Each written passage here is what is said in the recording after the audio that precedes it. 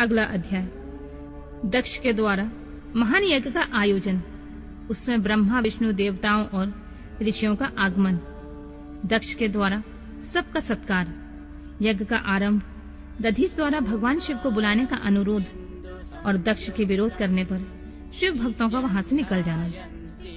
ब्रह्मा जी कहते हैं, नारद, एक समय दक्ष ने एक बहुत बड़े यज्ञ का आरंभ किया था। उस यज्ञ में दीक्षा लेकर उन्होंने उस समय समस्त देवर्षियों, महर्षियों तथा देवताओं को बुलाया। वे सभी उस यज्ञ में पधारे।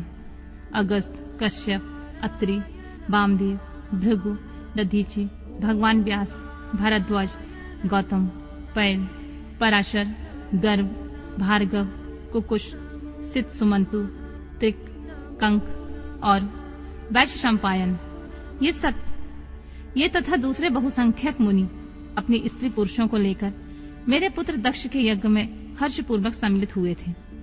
इनके सिवा समस्त देवगण, महान अद्भुतशाली लोकपालगण तथा सभी उपदेवता अपनी उपकारक सैन्य शक्ति के साथ वहां पधारे थे।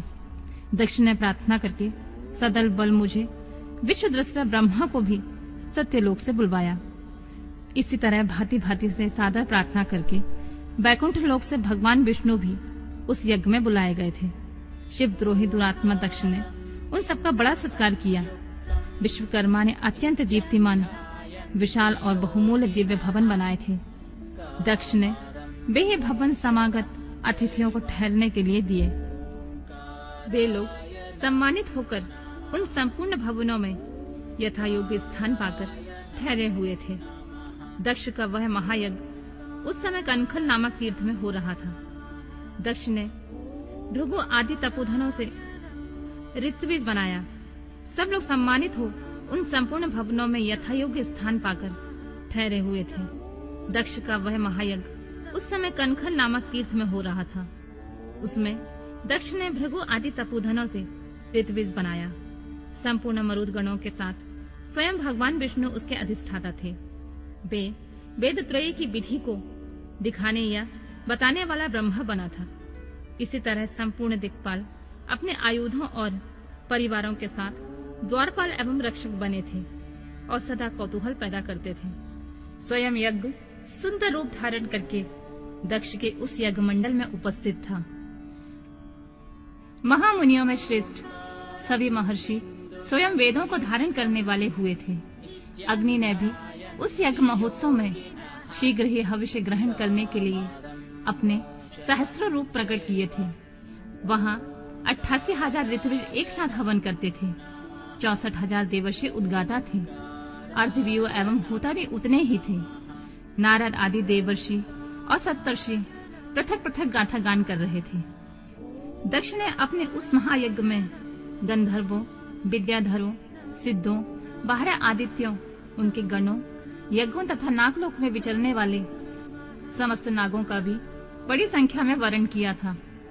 ब्रह्मर्षि, राजर्षि और देवर्षि के समुदाय तथा बहुसंख्यक नरेश भी उसमें आमंत्रित थे, जो अपने मित्रों, मंत्रियों तथा सेनाओं के साथ आए थे। यजमान दक्ष ने उस यज्ञ में वसु आदि समस्त गण देवताओं का भी वर्ण किया था।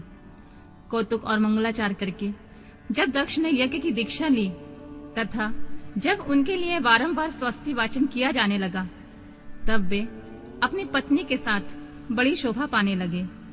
इतना सब करने पर दुरात्मा दक्ष ने उस यज्ञ में भगवान शंभु को आमंत्रित नहीं किया। उनकी दृष्टि में कपालधारी होने के कारण वे निश्चय ही यज्ञ में भाग पाने योग्य नहीं थे। सती प्रजापति दक्ष की प्रिय पुत्र थी, तो भी कपाली की पत्नी होने के कारण दोषदर्शी दक्ष ने उन्हें अपने यज्ञ में नहीं बुलाया। इस प्रकार जब दक्ष का वह यज्ञ महोत्सव आरंभ हुआ और यज्ञ मंडप में आए हुए सब ऋत्विज अपने अपने कार्य में संलग्न हो गए, उस समय भगवान शंकर को वहां उपस्थित न देख शिव भक्त दधीचि का चित्त अत्यंत उद्विग्न हो उठा और वे यूं बोले। दधीच ने कहा, मुख्य मुख्य देवताओं तथा महर्षियों, आप सब लोग प्रशंसा पूर्वक मेरी बात सुने। इस यज्ञ महोत्सव में भगवान शंकर नहीं आए हैं, इसका क्या कारण है? यद्यपि वे देवेश्वर बड़े बड़े मुनि और लोकपाल यहाँ पधारे हुए हैं, तथापि उन महात्मा पिनाकमणि शंकर के बिना यह यज्ञ अधिक शोभा नहीं पा रहा है। बड़े बड़े विद्वान कहते हैं कि मंगलमय भगवान शिव की कृपा दृष्टि से ही समस्त मंगल कार्य संपन्न होते हैं। जिनका ऐसा प्रभाव है वे पुराण पुरुष वृषभ ध्वज परमेश्वर नीलकंठ यहाँ क्यों नहीं दिखाई दे रहे हैं? दक्ष जिनके संपर्क में आने पर अथवा जिनके स्वीकार कर लेने पर अमंगल भी मंगल हो जाते हैं, तथा जिनके 15 नेत्रों से देखे जाने पर बड़े बड़े नगर तत्काल मंगलमय हो जाते हैं, उनका इस यज्ञ में पदार्पण होना अत्यंत आवश्यक है। इसलिए तुम्हें स्वयं ही परमेश्वर शिव को यहाँ शीघ्र बुलाना चाहिए, अथवा ब्रह्म प्रभावशाली भगवान विष्णु, देवराज इंद्र, लोकपालगण, ब्राह्मणों और सिद्धों की सहायता से सर्वथा प्रयत्न करके इस समय यज्ञ की पूर्ति के लिए तुम्हें भगवान शंकर को यहाँ ले आना चाहिए। आप सब लोग उस स्थान पर जाएं जहाँ महेश्वर देव विराजमान हैं। वहाँ से दक्ष नंदिनी सती के साथ भगवान शंभु को तुरंत यहाँ ले आएं। देवेश्वरों, जगदम्बा सहित वे परमात्मा शिव यदि यहाँ आ गए तो सब कुछ पवित्र हो जाएगा। उनके स्मरण से, उनके नाम लेने से सारा कार्य पुण्यमय हो जाएगा। अतः पूर्ण प्रयत्न करके भगवान वृषभध्वज को यहाँ ले आना चाहिए। भगवान शंकर के यहाँ पदार्पण करते ही यह यज्ञ पवित्र हो जाएगा, अन्यथा कभी पूरा नहीं हो सकेगा। यह मैं सत्य कहता हूँ। दधीच का यह वचन सुनकर दुष्ट बुद्धि वाले मूढ़ दक्ष ने हंसते हुए रोष पूर्वक कहा, भगवान विष्णु संपूर्ण देवताओं के मूल हैं, जिनमें सनातन धर्म प्रतिष्ठित है। जब इनको मैंने सादर पूर्वक बुला लिया है, तब इस यज्ञ में क्या कमी हो सकती है? जिनके वेद, यज्ञ और नाना प्रकार के समस्त कर्म प्रतिष्ठित है, वे भगवान विष्णु तो यहाँ आ ही गए हैं। इनके सिवा सत्य लोक में लोक पितामह ब्रह्मा वेदों, उपनिषदों और विविध आगमों के साथ यहाँ पधारे हैं।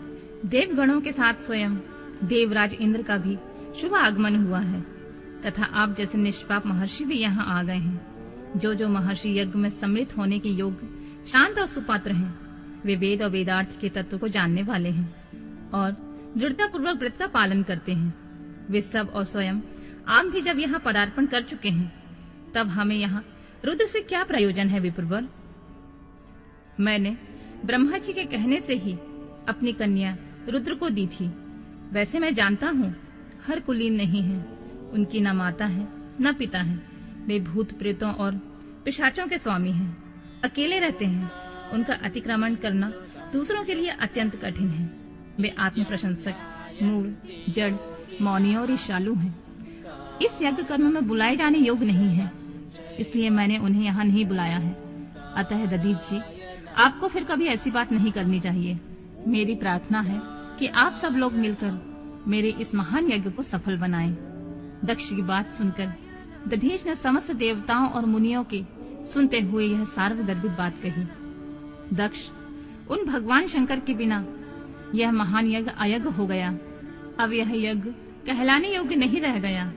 विशेषतः इस यज्ञ में तुम्हारा विनाश हो जाएगा। ऐसा कहकर दधीच दक्ष की यज्ञशाला में अकेले ही निकल पड़े और तुरंत अपने आश्रम को चल दिए। तदनंतर जो मुख्य मुख्य शिव भक्त तथा शिव के मत का अनुसरण करने वाले थे, वे भी दक्ष को वैसा ही शाप देकर तुरंत वहां से निकले और अपने आश्रम को चले गए। मुनिवर दधीच तथा दूसरे ऋषियों के उस यज्ञ मंडप से निकल जाने पर दुष्ट बुद्धि शिवद्रोही दक्ष ने उन मुनियों का उपहास करते हुए कहा, जिन्हें शिव प्रिय हैं, वे नाम मात्र के ब्राह्मण दधीच चले गए। उन्हीं के समान वे दूसरे थे, वे भी मेरी यज्ञशाला से निकल गए। यह बड़ी शुभ बात हुई। मुझे सदा यही अभीष्ट है देवेश। देवताओं और मुनियों, मैं सत्य कहता हूँ, जिनके चित्त की विचार शक्ति नष्ट हो गई है, जो मंद बुद्धि हैं और मिथ्यावाद में लगे हुए हैं, ऐसे वेद बहिष्कृत दुराचारी लोगों को यज्ञ कर्म में त्याग ही देना चाहिए। विष्णु आदि आप सब देवता और ब्राह्मण वेदवादी हैं, अतः मेरे इस यज्ञ को शीघ्र ही सफल बनाएं। ब्रह्मा जी कहते हैं, दक्ष की यह बात सुनकर शिव की माया से मोहित हुए समस्त देवर्षि उस यज्ञ मंडप में देवताओं का पूजन और हवन करने लगे। मुनीश्वर नारद, इस प्रकार उस यज्ञ को जो शाप मिला उसका वर्णन किया गया है। अब यज्ञ के विध्वंस की घटना को बताया जाता है, सो उसे आदर पूर्वक सुनो।